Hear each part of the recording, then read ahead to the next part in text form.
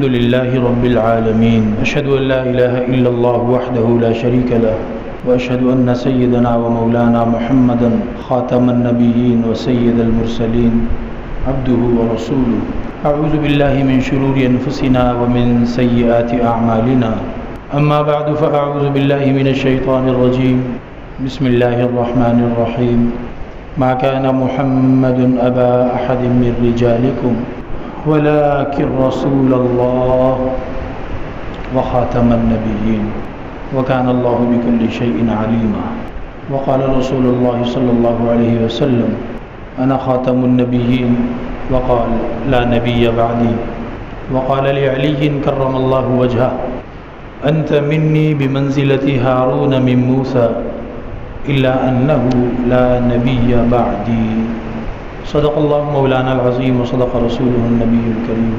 ختم نبوت کا کیا مطلب ہے؟ ستمبر کی آج 5 تاریخ ہے۔ ستمبر کے مہینے کو ختم نبوت کے ساتھ خاص طور پر پاکستان میں کیا مناسبت اور کیا لنک ہے؟ ختم نبوت عقیدے کی اسلام میں جو اہمیت ہے اس کے پیش نظر ہماری ذمہ داری کیا ہے؟ دیر میں اور مختصر سے دورانیے میں یہ سب باتیں کور کرنے کی کوشش کرنی ہے۔ اللہ تعالیٰ مجھے اور آپ کو دین اسلام کے صحیح عقیدوں پر قائم رہ کر سنت کے مطابق زندگی گزارنے والا بنائے۔ ختم نبوت کس کو کہتے ہیں؟ حضرت محمد ابن عبداللہ جو کہ بی بی آمنہ کے بیٹے تھے، عبد المطلب کے پوتے تھے، وہ اللہ تعالیٰ کے آخری نبی اور آخری رسول تھے۔ ان کے آخری نبی اور آخری رسول ہونے کا مطلب یہ ہے کہ ان کے بعد قیامت تک کوئی بھی نبی پیدا نہیں ہوگا، کوئی بھی نبی پیدا نہیں ہوگا۔ حضرت عیسیٰ علیہ السلام آئیں گے، پیدا تو نہیں ہوں گے، پیدا تو وہ پہلے ہو گئے تھے نا، پیدا نہیں ہوں گے، نبی پیدا نہیں ہوگا۔ ختم نبوت کا مطلب یہ ہے کہ حضرت محمد، کون سے والے محمد؟ حضرت عبد المطلب کے پوتے، بی بی آمنہ کے اور عبداللہ کے بیٹے جو مکہ میں پیدا ہوئے تھے، وہ آخری نبی تھے۔ ان کے بعد کوئی نبی دنیا میں پیدا نہیں ہوگا۔ ہاں، حضرت عیسیٰ علیہ السلام آئیں گے، یٹ وہ پیدا نہیں ہوں گے، وہ پیدا پہلے ہو چکے تھے، آنا ہے انہوں نے، تو اس لیے اس میں کوئی کنفیوژن نہیں۔ آپ حیران ہوں گے کہ دجال کس طرح انسانیت کو گمراہ کرتا ہے۔ دجال اصل میں شیطان کا ہی ایک دوسرا روپ ہے۔ آپ بعض قادیانیوں کو سنیں گے جب وہ یہ کہہ رہے ہوں گے کہ ہم ختم نبوت پر ایمان رکھتے ہیں، آپ حیران ہو جائیں گے، یار ہم نے تو سنا تھا قادیانی ختم نبوت پر ایمان نہیں رکھتے، یہ کہہ رہے ہیں ہم رکھتے ہیں۔ اور آج کل عوام جو ہے وہ بڑی جلدی علماء کے خلاف رائے جلدی قائم کرتی ہے۔ وہ خلیفہ ہارون رشید تھے، بڑے سمجھدار ایک خلیفہ گزرے، ان کو آ کر دربان نے، سپاہی نے، چوکیدار نے، گیٹ کیپر نے آ کے بتایا کہ حضور باہر ایک بندہ آیا ہے، اس کے پاس ایک نعل مبارک ہے، ایک جوتا ہے، اور وہ کلیم کرتا ہے، دعویٰ کرتا ہے کہ یہ نعل مبارک حضور سرور کونین حضرت محمد صلی اللہ علیہ وسلم کا ہے، اور وہ جوتا آپ کو، وہ نعل مبارک آپ کو دکھانا چاہتا ہے، آپ کے لیے تحفہ لایا ہے۔ تو خلیفہ نے کہا فوراً لاؤ، فوراً لاؤ، فوراً لاؤ۔ اب وزیر ایک دوسرے کے کان میں باتیں کرنے لگ گئے کہ یار ہمارا بادشاہ بھی کتنا سیدھا آدمی ہے، اس کو دیکھو، ایک پتہ نہیں کون آ گیا ہے، نبی پاک علیہ الصلوۃ والسلام کا نعل مبارک اتنا مطلب ایسے ہی کہیں رکھا ہوا تھا کہ کوئی بھی اٹھا کے لے آیا۔ اگر سچ مچ ہوتا تو وہ تو کسی بڑے صحابی کی اولاد کے پاس ہوتا، یہ پتہ نہیں کون گمنام ایک آدمی آ گیا ہے، اور بادشاہ بھی کہہ رہے لے آؤ، لے آؤ، جلدی لے۔ اچھا جی جوتا، وہ بندہ آ گیا، بادشاہ نے کہا جی کہو۔ انہوں نے کہا کہ حضور یہ آپ میرے ہاتھ میں جوتا، یہ نعل مبارک دیکھ رہے ہیں، یہ نعل مبارک جو ہے، یہ نبی پاک علیہ الصلوۃ والسلام کا نام لے کر کہا کہ یہ تو ان کا ہے۔ تو بادشاہ اپنے تخت سے اتر کے نیچے آ گئے اور بڑی ادب سے وہ جوتا لے لیا اور اس کو چوما اور آنکھوں سے لگایا اور کہا کہ میرے لیے تحفہ لائے ہو؟ بولا جی آپ کے لیے تحفہ لائے ہوں، اور جا کر اپنے تخت پہ بیٹھ گئے اور اس جوتے کو اپنے پاس رکھا اور کہا کہ اس بندے کو اتنے ہزار سونے کے جو ہیں وہ سکے وہ بھر کے دے دو۔ اور وہ بندہ وہ اپنا شاہی تحفہ لے کے، خزانہ لے کے وہ بندہ چلا گیا۔ اب سارے وزیر جو ہیں ان کی شکلیں بنی ہوئی ہیں کہ یار عجیب معاملہ ہے، ہمارے بادشاہ کو اتنی بھی تمیز نہیں ہے، ہر ایک کے چکر میں آ جاتے ہیں۔ ہمارے ہاں بھی بعض لوگ اس طرح کی باتیں کر رہے ہوتے ہیں نا، ابا کو تو پتہ ہی کچھ نہیں، ابا کو تو جو آتا ہے پاگل بنا کے چلا جاتا ہے۔ دادا کو کچھ پتہ ہی نہیں ہے، جو آتا ہے پاگل بنا کے چلا جاتا ہے۔ یہ پرانے دور کے آدمی، ان کو سمجھ ہی کچھ نہیں ہے۔ اور کوئی کہتے ہیں جی مفتی صاحب کو کچھ نہیں پتہ، کوئی کہتے ہیں جی پیر صاحب کو کچھ نہیں پتہ، کوئی کہتے ہیں جی فلاں کو کچھ نہیں پتہ، ہمیں سب کچھ پتہ ہے۔ خیر، تو جب وہ بندہ چلا گیا تو بادشاہ نے دیکھا کہ سب کی شکلیں بنی ہوئی ہیں۔ اب کوئی کہہ تو سکتا نہیں کچھ، لیکن شکلیں بتا رہی ہیں کہ تو بادشاہ نے کہا کہ تمہیں کیا لگتا ہے مجھے اس بندے کی کسی ایک لفظ پر بھی ذرا سا کوئی یقین آیا ہوگا؟ مجھے پتہ ہے وہ 100% جھوٹا تھا، مجھے پتہ ہے کہ یہ نعل یہ ایک عام سا جوتا ہے، اس جوتے کا نبی کریم علیہ السلام کے مبارک قدم سے کبھی دور کا بھی واسطہ نہیں رہا، پھر بھی میں نے اس کو رسپیکٹ دی، اس کو تحفے دے کے بھیجا۔ وجہ یہ ہے کہ عوام بے وقوف ہیں۔ اگر میں ذرا سا بھی کہتا نا کہ تو جھوٹ بول رہا ہے، میں ذرا سا بھی کہتا کہ تیرے پاس کیا ثبوت ہے کہ یہ حضور صلی اللہ علیہ وسلم کا مبارک نعل ہے، تو وہ باہر جا کے یہ نہ کہتا کہ میں نے اس سے دلیل مانگی ہے اس جوتے کے، اس نعل کے اوتھینٹک ہونے کی، بلکہ وہ باہر جا کے یہ کہتا کہ بادشاہ منکر ہے، بادشاہ منکر ہے، اس نے حضور کے نعل مبارک کی توہین کر دی، اس نے حضور کے نعل مبارک کو ٹھکرا دیا، اس نے حضور کے نعل مبارک کی جو ہے وہ احترام نہیں کیا، وہ جا کر یوں کہتا اور عوام ساری اس کی بات کو مان جاتی۔ لوگ منفی جہت پہ جلدی چل پڑتے ہیں۔ تو میں نے اس فتنے کا راستہ روکنے کے لیے اس کے اوپر کچھ خرچہ کر دیا کہ دفع ہو یہاں سے، فتنہ نہ بن میرے لیے۔ اب وہ قادیانی آپ سے کہے گا میں ختم نبوت پر ایمان رکھتا ہوں، آپ کہیں گے یار مفتی صاحب، مولانا صاحب، شیخ الحدیث صاحب، خطیب صاحب، علامہ صاحب، امام صاحب سارے جھوٹے ہیں، صحیح بات بتاتے ہی نہیں ہیں عوام کو، یہ اصل میں چاہتے ہیں کہ عوام لڑتی رہے۔ اس طرح کی باتیں آپ سنیں گے، ادھر پان کے کھوکے پہ چلے جائیں، ادھر کسی اسٹیٹ ایجنسی میں چلے جائیں، جی کسی ہوٹل پہ چلے جائیں، لوگ اس طرح کی باتیں کر رہے ہیں آج کل۔ علماء چھپاتے ہیں بات، علماء بتاتے نہیں ہیں، علماء غلط بتاتے ہیں۔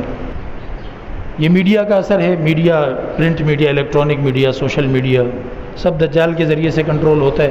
وہ کہے گا میں ختم نبوت پہ ایمان رکھتا ہوں، آپ اس سے کہیں گے کہ ختم نبوت پہ ایمان کا مطلب تجھے پتہ ہے؟ وہ کہے گا بھائی تو بتا دے کیا مطلب ہے۔ آپ کہیں گے اس کا مطلب ہے کہ حضرت محمد صلی اللہ علیہ وسلم آخری نبی تھے اور ان کے بعد کوئی نبی پیدا نہیں ہوگا۔ وہ کہے گا ہاں اسی بات پر میں یقین رکھتا ہوں، وہ کہے گا ہاں اسی بات پر میں یقین رکھتا ہوں۔ اور جب علماء کرام نے ان کی کتابوں میں جا کے ڈھونڈا تو ان کی یہ بات سچ ہے، وہ ختم نبوت پر یقین رکھتے ہیں، جس کا مطلب ہے کہ نبوت کا سلسلہ فائنل ہو چکا، اب آگے نبی نہیں آئے گا۔ لیکن وہ فائنل کدھر ہوا؟ وہ کہتے ہیں مرزے پہ جا کے فائنل ہوا، مرزے کے بعد وہ کہتے ہیں کوئی نیا نبی پیدا نہیں ہوگا۔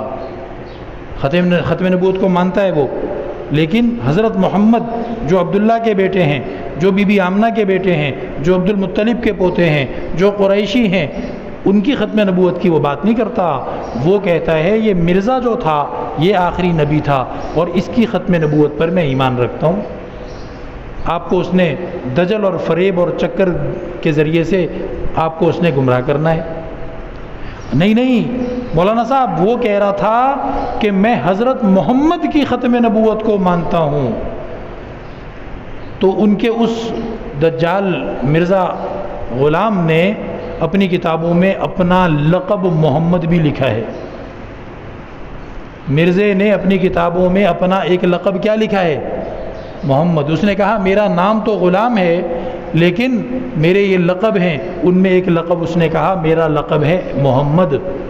تو اب جب وہ کہتے ہیں کہ ہم محمد کے آخری نبی ہونے کو مانتے ہیں تو وہ دجل اور فریب اور دھوکے سے کام لیتے ہوئے آپ کے ذہن میں ہوتے ہیں حضرت محمد ابن عبداللہ ابن عبد المطلب صلی اللہ علیہ وسلم، اور اس خبیث کے ذہن میں ہوتا ہے یہ مرزا جس نے جھوٹ بول کر اپنا ایک لقب کیا بتایا؟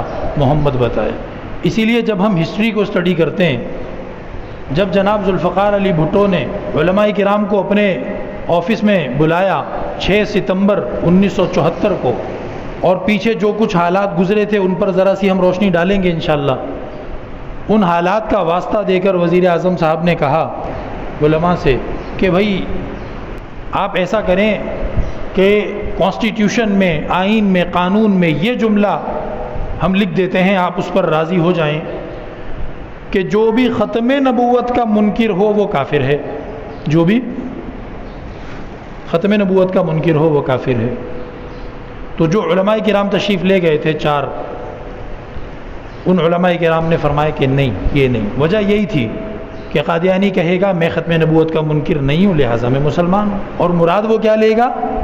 مرزا جو ہے اس کو وہ آخری نبی مراد لے گا، اور ہم سمجھیں گے وہ بات کر رہا ہے حضرت محمد ابن عبداللہ ابن عبد المطلب صلی اللہ علیہ وسلم کی، اور وہ مراد لے لے گا مرزے کو، اور وہ اپنے آپ کو مسلمان، قانون کے الفاظ سے وہ فائدہ اٹھا لے گا۔ اس لیے یہ لکھو کہ قادیانی چاہے ان کا لاہوری گروپ ہو، چاہے ربوے والا گروپ ہو، چاہے قادیان والا گروپ ہو، یہ سارے کافر ہیں۔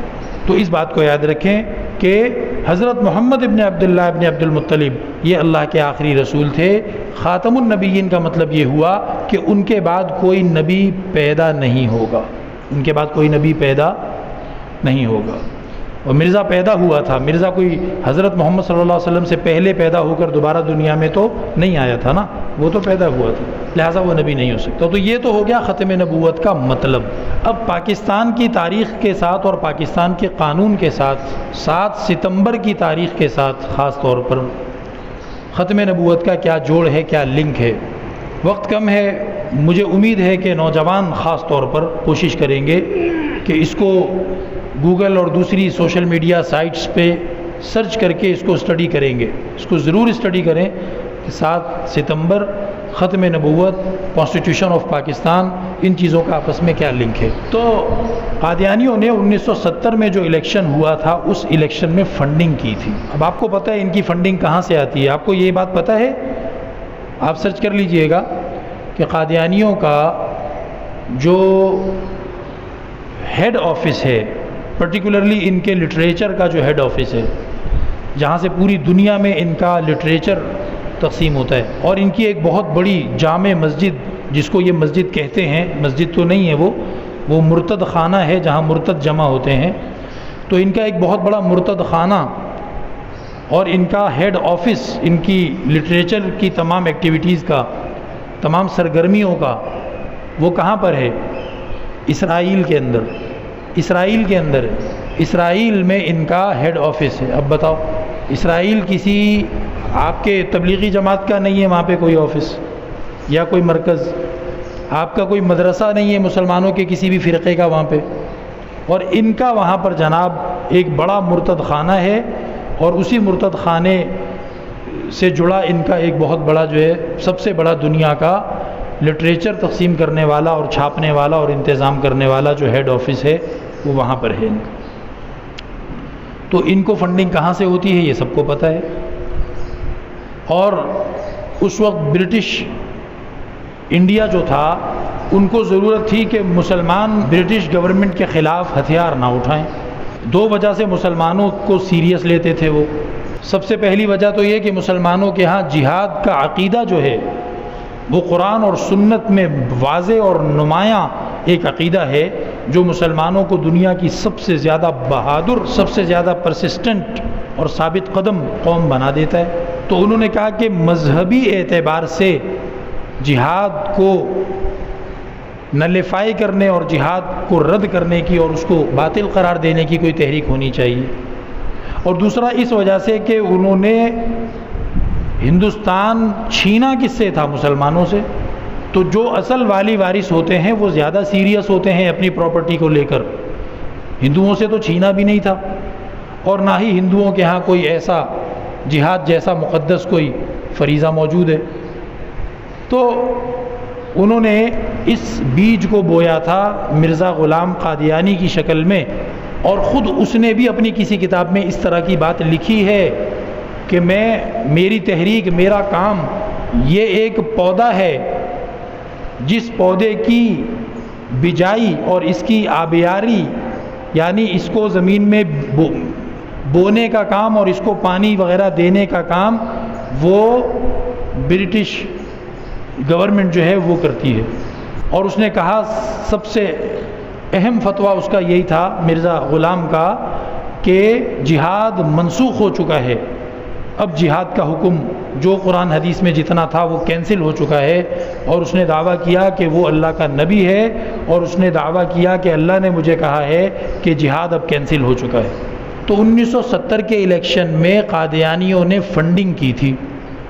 فنڈنگ کا پیسہ کدھر سے آیا ہوگا آپ اندازہ کر لیں، فنڈنگ انہوں نے کی، اور ریکارڈ میں کچھ اس طرح کی بات ملتی ہے کہ 16 کروڑ روپے، اس زمانے میں بڑی رقم تھی، آج کل تو 16 کروڑ کا کراچی میں جو ہے نا کوئی بنگلہ لے لے تو خوش ہوتا ہے کہ سستا مل گیا، تو 16 کروڑ روپے اس زمانے میں بہت بڑی رقم تھی، وہ انہوں نے خرچ کی تھی۔ اور اس کے بعد ان کو لگا کہ اب تو اچھا، پھر جن کو انہوں نے سپورٹ کیا تھا وہ واضح اکثریت سے جیت بھی گئے، اور دوسرا جو ہے شہید ذوالفقار مرحوم کی وہ آ گئی، حکومت آ گئی۔ تو اب انہوں نے کہا کہ بھئی یہ وزیر اعظم تو ہماری جیب میں ہے، ہم نے فنڈنگ کی تھی اس کو، تو اب ان کے بہت زیادہ حوصلے بڑھ گئے۔ اور چناب نگر جو فیصل آباد سے پہلے ریلوے اسٹیشن آتا ہے، اگر پشاور سے واپس آئیں تو اس ریلوے اسٹیشن کے ساتھ ان کا ایک ایسا شہر تھا جو انہی کا تھا مکمل، وہاں نون قادیانی کوئی اگر غلطی سے گھس جاتا تو اس کا زندہ بچ کے آنا اور بعد میں اس کی لاش مل جانا یہ بڑا معجزہ ہوتا تھا، لاش بھی نہیں ملتی تھی، یہ ایسے خطرناک۔ انہوں نے اپنی ایک الگ ریاست کے اندر ریاست بنا لی تھی، نو گو ایریا، پوری قوم کے لیے وہ جگہ نو گو ایریا تھی، ربوہ اس کو یہ کہتے تھے۔ اور اس لفظ کے اندر بھی دجالیت اور شیطانیت استعمال کی انہوں نے۔ ربوہ اصل میں قرآن کریم کے اندر ایک لفظ آتا ہے جو حضرت عیسیٰ علیہ السلام جہاں پیدا ہوئے تھے وہ جگہ باقی جگہوں کے مقابلے میں کچھ اونچی تھی، تو بی بی صاحبہ بی بی مریم علیہ السلام وہاں اوپر تشریف لے گئی تھیں، پھر وہیں پہ حضرت عیسیٰ علی نبینا علیہ السلام کی پیدائش ہوئی تھی۔ تو چونکہ اس خبیث کا دعویٰ ہمیشہ یہ رہتا تھا کہ وہ جو حضرت عیسیٰ نے واپس آنا تھا وہ میں ہوں، یہ غلام کہتا تھا کہ وہ میں ہوں، تو اس لیے وہ ربوہ کے لفظ کو چوری کیا وہاں سے، اور جگہ انہوں نے جو یہ پسند کی تو یہ تھوڑا سا ٹیلوں والا علاقہ ہے، چناب نگر جس کا بعد میں نام رکھا گیا، قانونی طور پہ اس کا نام بدلا گیا بعد میں۔ یہ سب یہ رہتے تھے یہاں پہ، اور دوسرا نون قادیانی وہاں نہیں جا سکتا تھا۔ تو وہ ان کا جو ریلوے اسٹیشن تھا اس کا نام تھا ربوہ اسٹیشن، اب اس کا نام چناب نگر اسٹیشن ہے۔ تو نشتر کالج ملتان کے کچھ طلباء جن کے لیڈر، طلباء کی جو تنظیم تھی اس کے لیڈر تھے ارباب عالم صاحب، ڈاکٹر ارباب عالم صاحب، بعد میں انہوں نے پی ایچ ڈی کی، ڈاکٹر بنے۔ اس وقت تو وہ لڑکے تھے، نوجوان کالج میں پڑھتے تھے۔ تو کالج میں بھی الیکشن ہوتے ہیں تنظیموں میں، تو اس الیکشن میں جو دوسری مخالف تنظیم تھی اس میں قادیانی امیدوار کھڑے تھے۔ تو ان نوجوانوں کو چونکہ الیکشن جیتنا تھا تو انہوں نے قادیانیت کو اسٹڈی کیا۔ کیمپین ہوتی ہے، کیمپین میں بات کرنی ہوتی ہے، آڈینس کو بتانا ہوتا ہے کہ ہمارے جو اپوننٹ پارٹی ہے وہ کیوں اچھی نہیں ہے۔ تو انہوں نے قادیانیت کو اسٹڈی کیا، تو انہوں نے وہ اس میں ماسٹر ہو گئے کہ بھائی قادیانی کیوں غلط ہیں۔ اب الیکشن یہ لوگ جیت گئے، اسٹوڈنٹ جو تھے اپنے کالج کی سطح پر، تو انہوں نے اس کے بعد پکنک کا پروگرام بنایا، اور اب یہ پکنک کے لیے جا رہے تھے جو آپ کے سرحدی علاقوں میں۔ تو ان کو جو ٹرین دستیاب ملی، پورا ڈبہ ان کو چاہیے تھا، ڈبہ بک کرنا تھا 1 یا 2، تو ان کو جو ٹرین ملی وہ ٹرین یہ تھی جو چناب نگر پہ گزرتی تھی۔ تو انہوں نے کہا ٹھیک ہے، ہم نے تو جانا ہی ہے، منزل تک جانا ہے، بھلے چناب نگر میں سے جائے بھلے دوسرے روٹ سے جائے۔ تو انہوں نے وہ ٹرین بک کر لی۔ چناب نگر پہ 10 منٹ کا اسٹاپ ہوتا تھا، ٹرین وہاں پہ رکی تو قادیانی تو وزیر اعظم ان کی جیب میں تھا، انہوں نے 16 کروڑ خرچ کیے تھے، اب تو ان کے باپ کا تھا سارا پاکستان، اب کیا ٹینشن ہے۔ تو وہ آ گئے، اور انہوں نے اپنا جو ان کا پرنٹ وہ تھا لٹریچر، مختلف کاغذ اور رسالے اور پمفلیٹ اور کتابچے، انہوں نے وہ لا کر دینے شروع کیے۔ اب نوجوانوں نے وہ لیے، اور یہ چونکہ کالج الیکشن کی وجہ سے اسٹڈی کر چکے تھے تو ان کو 2 سے 3 منٹ نہیں لگے، یہ سمجھ گئے کہ یہ تو قادیانی ہے۔ تو ان نوجوانوں نے ان سے کہا بھائی تم لوگ یہ ہمیں کیوں دے رہے ہو، ہم تو قادیانی نہیں ہیں، جاؤ جا کے اپنے مرتد خانوں میں وہیں پہ بانٹو، ہمیں کیوں دیتے ہو۔ تو ان کی تو بدماشی تھی، انہوں نے آگے سے بدماشی شروع کر دی کہ ہم 25 سال سے یہاں پہ یہ بانٹ رہے ہیں۔ کتنے سال سے؟ 25 سال سے کسی کے باپ کی جرت نہیں ہوئی ہمیں منع کرنے کی، تم کل کے بچے ہو، تم ہمیں منع کر رہے ہو، تم کون ہوتے؟ تو انہوں نے کہا کہ نہیں بھائی یہ ادھر نہیں چلے گا، پاکستان کا مطلب کیا؟ لا الہ الا اللہ، یہ محمد الرسول اللہ کے نام پہ بننے والا ملک ہے، یہاں پر یہ بدماشی نہیں چلے گی۔ تو ان کو تو یہ ہضم نہیں ہوا، 25 سال سے بانٹ رہے تھے، کسی نے کبھی منع نہیں کیا تھا۔ لوگ بیچارے ان پڑھ بھی ہوتے ہیں، لے لیتے ہوں گے اچھی چھپائی دیکھ کے کہ چلو ٹرین میں بیٹھ کے پڑھتے رہیں گے، ٹائم بھی پاس ہو جائے گا۔ تو انہوں نے جب منع کیا تو ان کو یہ منع کرنا ہضم نہیں ہوا، انہوں نے ان کے اوپر پتھر پھینکنے شروع کر دیے۔ ان قادیانیوں نے جو لٹریچر بانٹنے آئے تھے ان پہ پتھراؤ کیا تو ان کے لڑکے زخمی ہوئے، لیکن بہرحال یہ ٹرین میں چڑھ گئے، دروازہ بند کر لیا، ٹرین چل پڑی اور یہ نکل گئے۔ بعد میں انہوں نے معلومات کی کہ جی یہ کون لڑکے تھے، کدھر سے آئے تھے، کیا مسئلہ تھا، تو ان کو پوری کہانی پتہ چلی کہ ملتان میں فلاں کالج کے، نشتر کالج کے لڑکے تھے، اور انہوں نے وہاں قادیانیوں کو الیکشن میں بھی ہرا دیا، اور یہ تو وہاں پر بھی تقریریں کرتے تھے کہ قادیانی جو ہیں کافر ہیں۔ تو انہوں نے کہا ایسی کی تیسی۔ اب مرزا ناصر تھا اس وقت ان کا جو بڑا لیڈر تھا، اس نے مرزا طاہر اپنے چھوٹے بھائی کو کہا بھائی جاؤ بھٹو صاحب کو جا کے یاد دلاؤ کہ ہم نے 16 کروڑ خرچ کیا تھا، اس لیے خرچ کیا تھا کہ چھوٹے چھوٹے لڑکے آ کر ہماری جو ہے نا وہ لٹریچر کی توہین کریں اور ہمارے سامنے ہمارا لٹریچر پھاڑیں اور کہیں کہ بھئی ہمیں کیوں دے رہے ہو۔ تو مرزا طاہر بھٹو صاحب کے پاس گیا، بھٹو صاحب نے کہا کون تھے؟ بولا کالج کے لڑکے تھے۔ بھٹو صاحب نے کہا کتنے تھے؟ بولا ریل گاڑی کے ایک ڈبے میں تھے، کتنے ہوں گے؟ 25-50 ہوں گے کچھ۔ تو بھٹو صاحب نے کہا لاکھ دی لعنت ہے، میں تو سمجھتا تھا کہ تم لوگ بڑے کوئی پاورفل لوگ ہو اور تم لوگ تو بڑے پھول کے دکھاتے تھے، تم سے وہ 25-30 لڑکے نہیں کنٹرول ہوئے۔ اگر انہوں نے سچ مچ تمہیں کوئی نقصان پہنچایا ہے ان لڑکوں نے تو تم لوگ کیا خسرے قسم کے لوگ ہو؟ میرے پاس، وزیر اعظم کے پاس اتنا سا کیس لے کے کون آتا ہے بھائی؟ بھٹو صاحب نے ان کو ڈانٹ دیا۔ اب اس نے جا کے اپنے بھائی سے کہا بھائی بھٹو صاحب کی باتوں کا مطلب میں یہ سمجھا ہوں کہ بھٹو صاحب نے کہا ہے کہ ان کو کوٹ کوٹ کے کمبل کوٹ کرو، ان کو مارو، میرے پاس کیوں آئے ہو؟ مار کے خود ہی سیدھا کرو۔ اچھا یہ چلو ایسا کرتے ہیں۔ اب وہاں پر ریلوے اسٹیشن پہ تو سارے انہی کا ہولڈ تھا، انہی کے معاملات تھے سارے، اور اگر ریکارڈ چیک کریں گے آپ جا کر تو وہ جو ٹرین تھی وہ پشاور سے واپس جب آتی تھی تو اس کو چناب نگر اسٹیشن پہ رکنا نہیں ہوتا تھا، جاتے سمے رکتی تھی، واپسی پر نہیں رکنا ہوتا تھا۔ کئی ٹرینوں کا ایسا ہوتا ہے اسٹیشنوں کے ساتھ معاملہ کہ ایک رخ پر جاتے ہوئے تو رکے گی، دوسرے رخ پہ نہیں رکے گی، لیکن انہوں نے انتظام کیا کہ بھئی یہ ٹرین یہ 26 تاریخ کو واپس آئے گی، 29 تاریخ کو واپس آئے گی، 25 کو گزری تھی، 29 کو واپس آئے گی مئی کے مہینے میں۔ تو انہوں نے کہا بس ٹھیک ہے۔ 29 مئی کو انہوں نے وہاں پر اسٹیشن ماسٹر کو کہہ دیا کہ ایک ٹرین روکنی ہے، اور جب ٹرین رکی ٹائم وائم ان کو پتہ تھا، پیچھے بھی جو ان کے بندے تھے الیکشن کے بعد سے انہوں نے کافی بھرتیاں کرا دی تھی اپنے لوگوں کی، تو وہ سب ان کو اپڈیٹ دے رہے تھے۔ جیسے ہی ٹرین رکتی ہے جناب 500 مسلح غنڈے قادیانیوں کے، ہتھوڑیاں، لوہے کے سریے، ڈنڈے، زنجیریں، وہ جو خاص قسم کے مکے ملتے ہیں جن مکوں کے اوپر لوہے کے کیل نکلے ہوئے ہوتے ہیں، اور جناب اس طرح کے ہتھیار وہ لے کر جیسے ہی ٹرین رکتی ہے، ان کو ڈبہ نمبر پہلے سے پتہ تھے کون سے ڈبے ہیں، اور جناب وہ اندر گھس گئے، اور کسی ایک طالب علم کو انہوں نے نہیں چھوڑا، شدید ترین زخمی کیا، اور اتنا مارا کہ بعض کتابوں میں لکھا ہے کہ بعض لوگ جن پر تشدد ہوا تھا، جو قادیانی ان کے ساتھ غنڈوں کے ساتھ سپورٹ کرنے کے لیے آئے تھے، ان سپورٹ کرنے والوں نے روکا کہ بس کرو، قتل نہیں کرنا ہے، یہ اس سے آگے مارو گے تو بندہ مر جائے گا۔ وہ جو قادیانی تماشا دیکھنے آئے تھے وہ روکتے تھے کہ بس کرو، اب اس سے آگے یہ بندہ مر جائے گا۔ اور وہاں سے 1.5 گھنٹہ پھر ٹرین کو 1 گھنٹے بعد چلایا گیا، تقریباً 1 گھنٹے سوا گھنٹے کے بعد، حالانکہ وہاں اس کا اسٹاپ تھا ہی نہیں، اور انہوں نے تسلی سے تشدد کیا۔ اس کے بعد فیصل آباد اسٹیشن تک پہنچنے میں ٹرین کو اس وقت 1.5 گھنٹہ لگتا تھا۔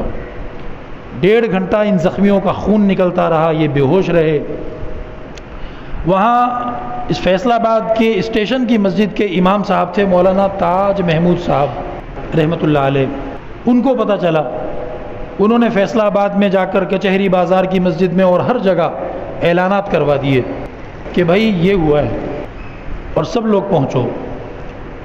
تو جب یہ فیصلہ آباد اسٹیشن پہ ٹرین پہنچتی ہے تو سارے فیصلہ آباد کے مسلمان وہاں موجود ہیں، جس کو ڈاکٹری آتی ہے، جس کو نرسنگ آتی ہے، جس کے پاس کوئی جوس کی بوتل ہے، جس کے پاس کوئی لسی کا گلاس ہے، سب پہنچ گئے وہاں پہ۔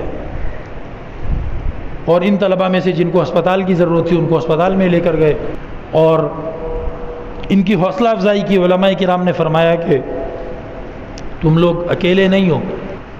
خیر یہ معاملہ جو ہے جون، جولائی، اگست 3 مہینے تک یہ معاملہ زیر بحث رہا۔ کراچی تک سارے علماء کو پتہ چلا۔ حضرت مولانا یوسف بنوری صاحب، یہ جو بنوری ٹاؤن مدرسہ ہے اس کے جو بڑے تھے، وہ تشریف لے گئے۔ لاہور میں جون کے مہینے میں جلسہ ہوا۔ مفتی محمود صاحب رحمۃ اللہ علیہ، یہ جو فضل الرحمان صاحب کے والد تھے، اور مولانا غلام غوث ہزاروی صاحب رحمۃ اللہ علیہ، ہزارہ راولپنڈی وغیرہ سائڈ کے ایک بڑے عالم تھے، یہ حضرات لاہور میں جمع ہوئے۔ وہاں مشورہ ہوا کہ بھئی کیا معاملات ہیں، کیسے ہوگا۔ کہا کہ بھئی حکومت کو اس طرف متوجہ کرنا پڑے گا۔ بھٹو صاحب کہتے تھے چھوڑو یار، ان کا وہ جو بابا غلام تھا جھوٹا، وہ 90 سال سے ایک بیج بو کے گیا ہوا ہے، 90 سال سے یہ معاملہ، ابھی 90 سال کا معاملہ میں کیسے ختم کر سکتا ہوں۔ اب ظاہر ہے سیاسی لوگوں کی اور بھی مجبوریاں ہوتی ہیں۔ تو بھٹو صاحب، حضرت مولانا غلام غوث ہزاروی صاحب رحمۃ اللہ علیہ کو کسی طرح راستہ مل گیا نصرت بھٹو کے پاس جانے کا، جو اہلیہ تھیں ذوالفقار بھٹو کی۔ حضرت مولانا غلام غوث ہزاروی صاحب رحمۃ اللہ علیہ مرزا غلام کی اصلی کتابیں لے کر اور بی بی نصرت سے انہوں نے ٹائم مانگا اور اپنے گھر والوں کو ساتھ لیا، اور بی بی نصرت کو جب جا کے مرزے کی کتابیں دکھائی کہ مرزے نے کسی کو بھی معاف نہیں کیا ہے۔ عام مسلمان کیا، اولیاء کرام بزرگان دین کسی کو نہیں چھوڑا، صحابہ کرام کو نہیں چھوڑا، اہل بیت کے خلاف بھی بکواسیں لکھیں، حضرت نبی پاک علیہ السلام کے خلاف بھی بکواس لکھی۔ جب بی بی نصرت نے یہ چیزیں دیکھیں تو ان کا ری ایکشن بعد میں بھٹو صاحب نے بتایا تھا، وہ میں بعد میں انشاءاللہ بتاتا ہوں۔ اب علماء کرام نے یہ سارے، یہ جو بنوری ٹاؤن کے بڑے تھے حضرت مفتی یوسف بنوری صاحب، ان کو صدر بنا دیا گیا تحریک کا کہ تحریک ختم نبوت کے آپ صدر ہیں، اور تمام مسلمان، گھاس کاٹنے والا، چمڑا ادھیڑنے والا، گٹر صاف کرنے والا، موچی، یا جناب بڑے بڑے تاجر اور بڑے بڑے افسر، سویلین کون اور فوجی کون، ڈاکٹر کون اور مریض کون، سب کے سب ایک ہی بات کرتے تھے کہ محمد الرسول اللہ صلی اللہ علیہ وسلم کے نام پر یہ ملک بنا ہے، اس میں قادیانیت کا دجل اور بدماشی قبول نہیں ہوگی۔ آخر اسمبلی کو بھٹو صاحب نے، واقعہ لمبا ہے، حنیف رامے کا بھی اس میں نام آتا ہے اور لوگوں کے بھی نام آتے ہیں، وقت بچانا ہے ہم نے، بھٹو صاحب نے اسمبلی کو کمیٹی قرار دے دیا، نیشنل اسمبلی کو کہا کہ یہ ہماری تحقیقاتی کمیٹی ہے، پوری اسمبلی یہ ہماری کیا بن گئی جی، تحقیقاتی کمیٹی، یہ اس ایشو پر تحقیق کرے اور تحقیق کر کے جو فیصلہ دے گی وہ فیصلہ قانون کا حصہ بن جائے گا۔ 14 دن تک، کتنے دن تک جی؟ 14 دن تک مرزا ناصر اور اس کے مددگار، اور دوسرا ان کا ایک گروپ ہے لاہوری گروپ، اس کا جو بڑا تھا وہ صدر الدین تھا، یہ لوگ 14 دن تک قومی اسمبلی میں آ کر بیٹھتے رہے، حالانکہ یہ قومی اسمبلی کے ممبر نہیں تھے۔ جو قومی اسمبلی کا ممبر نہیں ہوتا اس کو بیٹھنے دیتے ہیں کیا وہاں کرسی پہ؟ خاص طور پہ اجلاس کے دوران نہیں بیٹھنے دیتے۔ تو یہ اجلاس کے دوران آ کے 14 دن تک وہاں بیٹھتے رہے۔ کوئی آپ کو گمراہ نہ کرے کہ تمہارے مولویوں نے یک طرفہ بھٹو صاحب پہ یا کسی پہ دباؤ ڈال کے یک طرفہ فیصلہ کروا دیا اور قادیانیوں کو کافر قرار دے دیا۔ 14 دن تک یہ لوگ ادھر جھک مار رہے تھے، ان کو 14 دن تک بولنے کی اجازت دی گئی، ایک ایک بندہ ان کا 9 گھنٹے بھی بولتا رہا ہے۔ بتاؤ بھائی، بتاؤ تم کیسے مسلمان ہو، ثابت کرو۔ ان انٹرپٹڈ اسپیچ انہوں نے ڈیلیور کی ہیں۔ اس 14 دن تک یہ اپنے آپ کو ثابت نہیں کر سکے کہ ہم مسلمان کہلانے کے حقدار ہیں۔ اس کے بعد جا کر پوری قومی اسمبلی نے ملا اور مسٹر کی فرق کے بغیر آکسفورڈ سے پڑھے ہوئے لوگوں نے بھی، لندن سے پڑھے ہوئے لوگوں نے بھی، میونخ سے پڑھے ہوئے لوگوں نے بھی، اور دارالعلوم دیوبند سے پڑھے ہوئے لوگوں نے بھی، سب نے یہ اتفاق کے ساتھ فیصلہ دیا. 7 ستمبر کا دن تھا. 7 ستمبر شام 4 بجے 4:00 پہ، تقریباً 4:45 بجے کا ٹائم تھا، جب ریڈیو پاکستان سے اعلان کیا گیا کہ یہ قانون پاس ہو چکا ہے اور قادیانی دنیا میں جہاں بھی ہوں وہ کافر ہیں، اور پاکستان کے قانون کے حساب سے وہ ایک نان مسلم مائنورٹی ہیں. پاکستان کی حکومت نان مسلمز مائنورٹی کی طرح ان کو حفاظت بھی دے گی، ان کو ٹریٹ بھی کرے گی، ان کو اپنا شہری بھی ماننے کو تیار ہے. لیکن وہ لعین ایسے ہیں، وہ خبیث ایسے ہیں، وہ پاکستان کے قانون کو نہیں مانتے. اور ان کا وہ جو ایک، چونکہ جب آپ کو پاکستان دیا گیا تو اس میں بڑی مداخلتیں تھیں، آپ کو ساری صورتحال پتہ ہی ہے. تو ان کا ایک ظفر ہوتا تھا، ظفر اللہ ہیں جی، تو اس کو وزیر خارجہ بنایا گیا تھا اس وقت. تو اس نے یہ کہا تھا، محمد علی جناح صاحب کا جنازہ نہیں پڑھا تھا اس نے، آپ کو پتہ ہونا چاہیے. اس خبیث نے محمد علی جناح صاحب کا جنازہ نہیں پڑھا تھا. اس نے، کسی نے کہا کہ بھئی جنازہ پڑھو نا آ کے، اس نے کہا کہ نہیں جی، میں یا تو مسلمان ملک کا کافر وزیر خارجہ ہوں یا میں کافر ملک کا مسلمان وزیر خارجہ ہوں، میں میچ نہیں کرتا تمہارے اس جنازے سے، لہٰذا میں نہیں پڑھوں گا. تو یہ لوگ اس قانون کو آج تک مانتے نہیں ہیں. 7 ستمبر کو یہ قانون پاس ہوا تھا. اس سے پچھلی شام 6 ستمبر کی شام ذوالفقار بھٹو صاحب نے علماء سے کہا کہ میرے آفس میں آ جائیں، کل ہم نے فیصلہ اناؤنس کرنا ہے، تو ہم پہلے مشورہ کر لیں تاکہ کوئی بھی بات میں اعتراض نہ کرے کہ یار اناؤنسمنٹ غلط کی، یوں نہیں کرنی تھی، یوں کرنی تھی. اس میٹنگ میں بھٹو صاحب نے علماء سے شکوہ کیا کہ یار آپ لوگوں نے 3 مہینے سے ملک کے اندر حشر نشر کیا ہوا ہے، پہلے ہی ہمارا بنگلہ دیش ٹوٹا ہے تازہ، وہ مسئلہ ہے، ابھی آپ لوگ جو ہے نا ملک کیسے ترقی کرے گا. خیر، مفتی محمود صاحب نے اس بات کا جواب دینے سے پہلے بھٹو صاحب سے کہا کہ پہلے آپ مجھے ایک بات بتائیں. مولانا غلام غوث ہزاروی صاحب بی بی نصرت بھٹو سے ملے تھے، آپ کو پتہ ہے؟ بولا جی مجھے پتہ ہے، ملے تھے. بولا اس میٹنگ کے بعد جب آپ کی اہلیہ بی بی نصرت بھٹو آپ کے پاس اکیلے میں آئی ہوں گی تو ان کا کیا ری ایکشن تھا؟ تو کہا کہ وہ تو ملانی بن کے آئی تھی. بھٹو صاحب کے الفاظ ہیں کہ وہ جب میرے پاس آئی تو وہ تو ملانی، وہ مولوی بن کے آئی تھی میرے پاس، اور اس نے آتے ہی زور سے ہاتھ مارا، جو بھی چیز ہوگی ٹیبل یا کوئی چیز، اس نے زور سے ہاتھ مارا اور اس نے کہا کہ اتنا سوچنے کی ضرورت نہیں ہے جتنا تم سوچ رہے ہو. میں نے مرزے کی کتابیں خود دیکھی ہیں، آج مرزا اور اس کے ماننے والے سب کافر ہیں، 2 منٹ کے اندر اندر ان کو کافر لکھواؤ. تو یہ بھٹو صاحب نے کہا کہ بی بی نصرت بھٹو کا یہ ری ایکشن تھا اور یہ رد عمل تھا. خیر، تو اس کے بعد پھر اگلی شام 7 ستمبر کو یہ اناؤنسمنٹ ہو جاتی ہے، اور اس اناؤنسمنٹ کے بعد جو ہے یہ پاکستان کے کانسٹیٹیوشن کا، قانون کا حصہ بن گیا.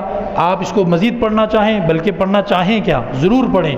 1974 کے سال 2nd امینڈمنٹ جو ہوئی ہے قانون میں، دوسری ترمیم، 1974 کے سال جو دوسرے نمبر پہ قانون میں چینج ہوا ہے 2nd امینڈمنٹ، اور اس کا نمبر ہے 260-3 260-3 بریکٹ میں 3 ہے.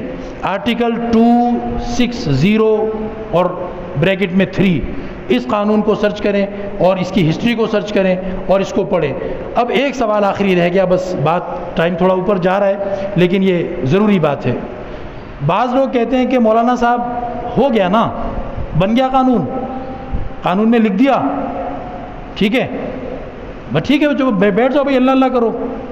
ابھی تم نے ہمیں بٹھایا ہوا ہے یہاں پہ 35 منٹ ہو گئے، بتائے جا رہے ہو بھائی پاکستان کا نام ہے اسلامی جمہوری پاکستان، ہو گیا نا، ختم کرو، اگلا کوئی کام کرتے ہیں، چھوڑو یار، سانپ گزر گیا، لکیر کیوں پیٹ رہے ہو؟ اس کا جواب یہ ہے، عالم کفر نے، جنہوں نے ان کا بیج بویا تھا قادیانیت کا، اور خود قادیانیوں نے آج تک اس قانون کو تسلیم، بولو بھائی، نہیں کیا ہے، تو آپ کیا سمجھتے ہیں وہ لوگ نیند کی گولی کھا کے سو گئے ہوں گے آرام سے کہ چلو جی ہمیں کافر قرار دے دیا گیا، سو جاؤ بس ابھی کیا کریں؟ وہ ہر راستے سے، ہر طریقے سے اور ہر سال کوشش کرتے ہیں آپ کو مس لیڈ کریں، آپ کو غلط انفارمیشن دیں، آپ کا علماء سے اعتماد ختم کریں، اور مختلف ہیلوں بہانوں طریقوں سے وہ چیزوں کو پینیٹریٹ کرتے ہیں، اپنے لوگوں کو بڑے بڑے عہدوں تک پہنچاتے ہیں اور عجیب عجیب حرکتیں کر رہے ہوتے ہیں، اور ہمارے لوگوں کو کچھ پتہ نہیں ہے اس بارے میں۔ ایک ہمارا مسلمان ہے جو بزنس میں کامیاب ہو جائے، بڑے عہدے پہ پہنچ جائے، مشہور ہو جائے، تو وہ اپنی اسلام کی شناخت کو پیچھے کر دیتا ہے، وہ اپنے بزنس کو پہلے رکھتا ہے، اپنے عہدے کو پہلے رکھتا ہے، اپنی شہرت کو پہلے رکھتا ہے، اور کہتا ہے کہ یار میں یہ بات کیسے کروں، میں مولوی تھوڑی ہوں۔ لیکن جو باطل فرقے کے باطل لوگ ہوتے ہیں، جو کفار ہوتے ہیں، وہ مجسٹریٹ بعد میں ہوگا، قادیانی پہلے ہوگا، وہ کمشنر بعد میں ہوگا، وہ خبیث قادیانی پہلے ہوگا۔ اس طریقے پہ جو بھی تاجر ہے، جو بھی کسی بھی جگہ پر ہے، ہمیں شرم آتی ہے اپنے آپ کو مسلمان ہے، لوگ کہیں گے مولوی بن گیا، وہ تو یوں سوچتے نہیں ہے کہ لوگ کہیں گے مولوی بن گیا۔ لہٰذا یہ ہم پر فرض ہے کہ ہم ختم نبوت کے معاملے کو سیکھیں، سمجھیں، سنجیدہ لیں، اور اپنی نسل کو، اولاد کو، شاگردوں کو، دوستوں کو، اپنی گپ شپ والے ماحول میں جہاں بھی ہوں، ہم اس بات کو تازہ رکھیں، لوگوں کو بتاتے رہیں۔ کل 7 ستمبر ہے، باقاعدہ 7 ستمبر کے دن اس چیز کو کیا کریں بھائی، تذکرے میں لائیں، اس چیز کو تذکرے میں لائیں، ہاں لوگوں کو بتائیں۔ آج کل میسیجوں کا دور ہے، لوگوں کو میسیج کریں، یوم ختم نبوت مبارک ہو۔ یہ ہے تو ایک چوچلا سا، چھوٹا سا چوچلا ہے بھائی، یوم ختم، لوگ کہتے ہیں جی فلاں چیز مبارک ہو، کیا فرق پڑتا ہے؟ اس سے وہ چیز یاد رہے گی، زندہ رہے گی۔ فضول چیزوں کی مبارکباد دے رہے ہوتے ہیں لوگ، اس چیز کی مبارکباد دو بھائی، تاکہ اگلی نسل کو یاد رہے کہ ہاں یہ کیسے تھا اور کیا تھا۔ اللہ رب العزت مجھے اور آپ کو اسلام کے تمام بنیادی عقیدوں کو سمجھ کر ان کو اختیار رکھنے اور ان کے مطابق سنت رسول صلی اللہ علیہ وسلم پر عمل کرنے کی توفیق عطا فرمائے۔ وآخر دعوانا الحمدللہ رب العالمین۔